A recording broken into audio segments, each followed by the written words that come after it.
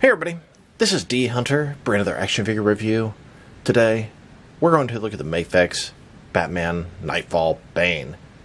This is from the storyline where Bane broke Batman's back, the original Knightfall storyline, and this looks to be one of the largest Mafex figures that I have. I pre-ordered this guy from AmiAmi.com. If you're ordering your Mafex figures from an American website like Big Bad Toy Store, you're probably paying far too much. I'll put a link in the description below. In the meantime, let's take a look at the packaging. As you can see, Batman, Mafex, Bane, Batman Knightfall version action figure. Here is the package, a bunch of alternate hands, and it looks like an alternate head. One side of the package, Batman, Bane. Other side, Bane post up. This is the 216th figure in the Mafex line. On the back, you can see Bane, a bunch of different display options, bunch of different poses.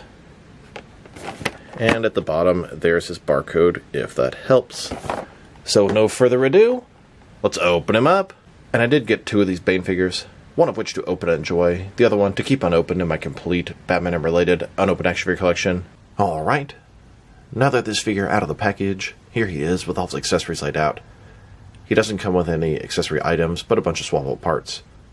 We have the Mafex display stand, 10 alternate hands, totaling 12 interchangeable hands, and then 2 different faces. Before we take a look at all that, let's talk about and check out the figure. So this is Bane from the 90s Knightfall comic series, and my god, he looks fantastic.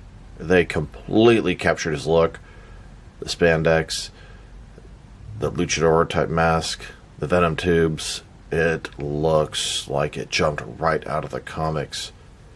I thought the McFarlane one was good, and it is, but man, this really captures the essence of Bane from the Knightfall comics. I'm almost flabbergasted just how good this thing looks and how much it is just making me remember the comics. Bane, very intelligent Batman villain, the first one that broke the bat. Put him in a wheelchair for, I don't know, 2 or 3 years in real life. He's got the black mask, white on the front, red eyes, zipper across the top, the venom tubes that connect to the back and go all the way to the sort of activator on his arm. Little button there, he can press it with his alternate hands.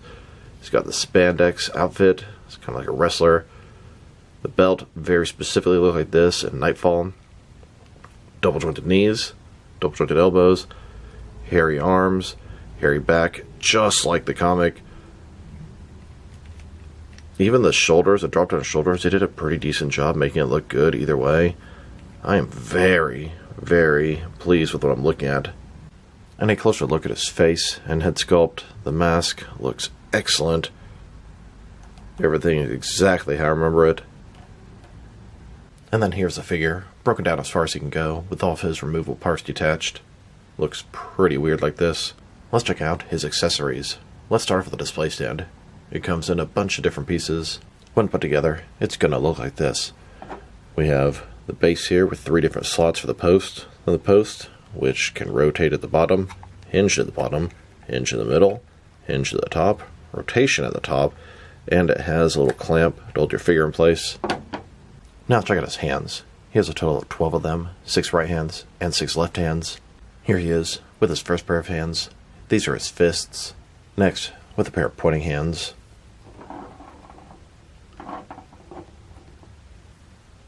And here, with a pair of default hands. They would look good relaxed at his sides, or pressing the venom button on his wrist. And now, his next pair of hands. This looks like a pair of grabbing, choking, or throwing hands. It looks like these are the hands that he'll break Batman with. His next pair of hands is a pair of open hands. These also look like they could be some grabbing or throwing hands. Come to think of it, these are probably the hands to break Batman. And here's his last hands. These are some flat hands. I don't know, some karate chopping or slapping hands. Now let's look at his faces. He has 2 different face plates. I'm going to assume because the venom tube is permanently attached to the back of the head. And then you'd have to make it peggable, and then it wouldn't stand as good, blah blah blah. One has, I guess, sort of a normal expression on the left. The other one seems to be an angry expression with smaller eyes. Here's Bane's first face. It's literally a perfect first appearance Bane face sculpt. And here's his alternate face. I'd say this is the angry face. You can see his brow is a little bit wrinkled. I guess Bane is so angry, his face is so contorted that it even does a spandex mask, and the eyes are smaller. And here he is, with no faceplate, And once you see this, it makes Bane seem a little bit less intimidating. Looks pretty weird. Now that we've taken a pretty good look at the figure and its accessories, let's check out his height. From bottom to the top of his head, standing about 7.2 inches tall, which is going to translate to a little over 18 centimeters. Now this is a 6-inch scale figure, and Bane's a very large, massive guy. And for his articulation, starting with his head, of course, it can rotate from side to side. He can look up about that far, down pretty good amount. Can tilt his head from one side to the other. Can turn his head very far before you have to worry about the venom tube. And his articulation at both the top of the neck and the bottom of the neck, giving him a very good range of motion. Shoulders, ball joint, they go out more than 90 degrees, up, down, around. He has these drop down shoulders, and they actually did a really good job making it look good when they're dropped down and up. A little bit of a butterfly joint forward and back. Bicep cut. Sort of double jointed elbows. They don't go in too far because his muscles are just so big. There is rotation at the wrist, hinged as well. Ball joint in the torso, rotate around, although it looks weird when these parts aren't lined up. Forward and back. Another one, the waist, rotate around, forward and back. Between the two, very nice range of motion. The belt kind of goes up and down. I wish it was a little more secured, honestly. Legs completely does the splits. Ball joints, drop down hips. They look bad like this, but push them up. Rotation. Pretty nice. Double jointed knees.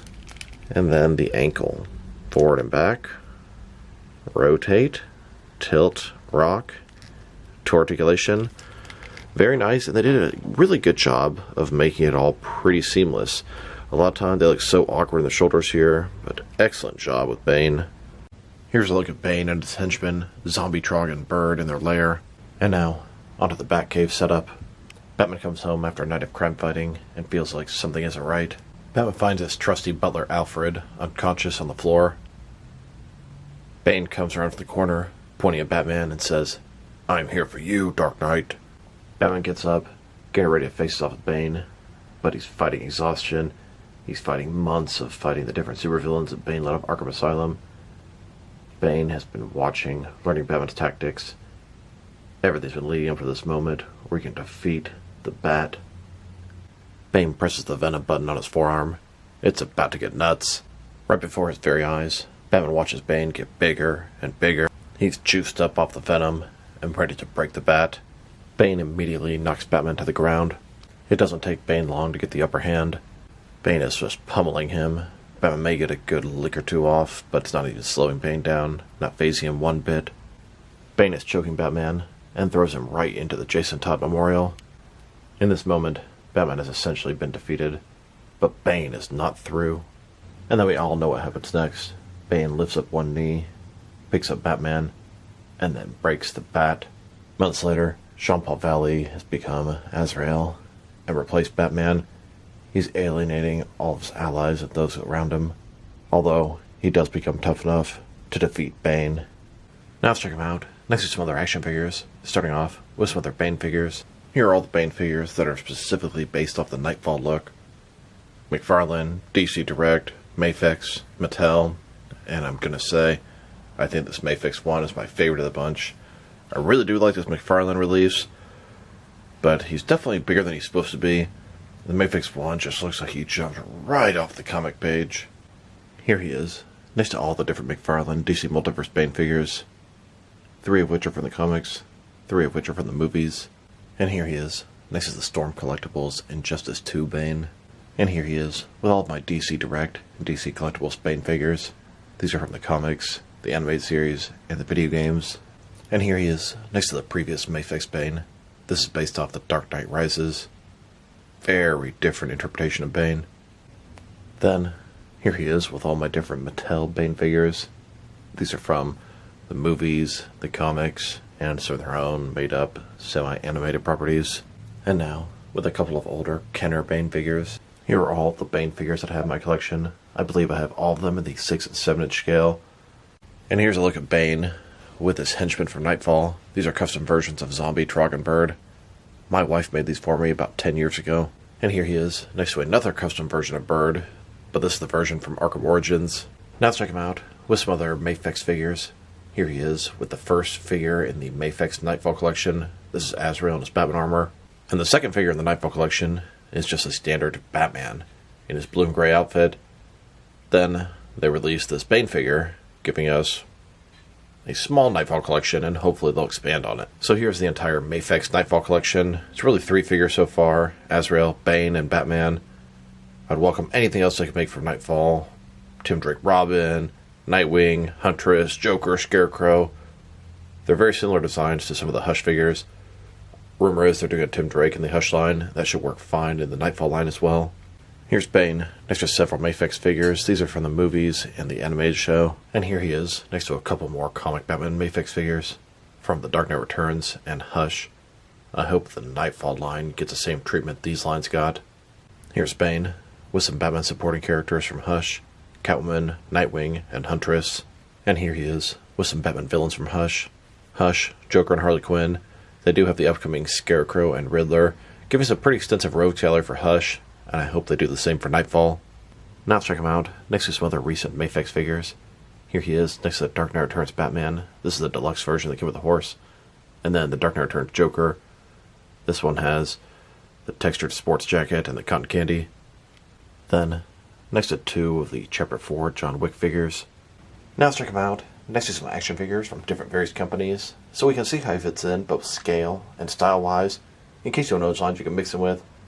Since he's a Mafex figure, they're typically the 6-inch scale, and even though this guy is much larger than 6 inches, it's still a 6-inch scale figure. I'm going to start off my comparisons with some of these smaller action figure lines I collect, and work way larger. Here he is, next to some Jazzwares Fortnite figures, and some SH Figure Arts action figures. And now, with some Hasbro Marvel Legends and Mafex figures. Here's Bane, next to a container of sunflower oil. And here he is, next to some Mattel and Mezco figures. Then, next to both some Jazzwares and Mattel wrestling figures. And now, with some NECA and DC Direct figures. Next, with some Diamond Select and Jakks Pacific wrestling figures. And finally, next to some McFarlane DC Multiverse figures. So overall, this is a fantastic Bane figure. As you can see by video, I have a lot of different Bane figures, and I think this might be my favorite.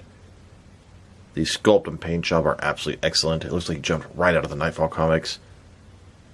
His accessories, he's got a bunch of hands and the different head. It would have been nice if he had maybe a bloody faceplate for when Azrael beats him up, or if he came with Osito's teddy bear. Articulation, it's great. Everything moves good.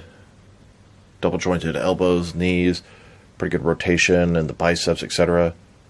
If I were to rate this guy, I'm going to give him a very solid 9 out of 10. This is an excellent figure, fantastic Bane figure.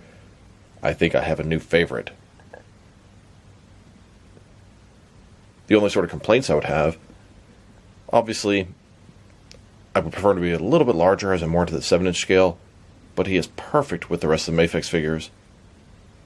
If you don't have his torso lined up with the ball joint, it does make his spandex sort of top look a little weird, and it would have been nice if it came with some kind of traditional accessories. Like I said, 9 out of 10. I haven't rated that many figures that. Excellent release. I guarantee this guy will sell it everywhere and be really hard to get in the long run. I'm also a little bit surprised he didn't come with any bloody pieces for Batman, maybe an alternate head or torso. A lot of Mafex figures will do that to enhance your previous releases. So this is D Hunter. Thank you guys for watching this video. If you liked the video, press like below. If you have anything you want to say about the video, add to the comment section. If you want to see additional action figure reviews from me, press subscribe. I do appreciate when you do that. Once again, this is D Hunter. Thank you guys for watching this video, and I will talk to you guys real soon.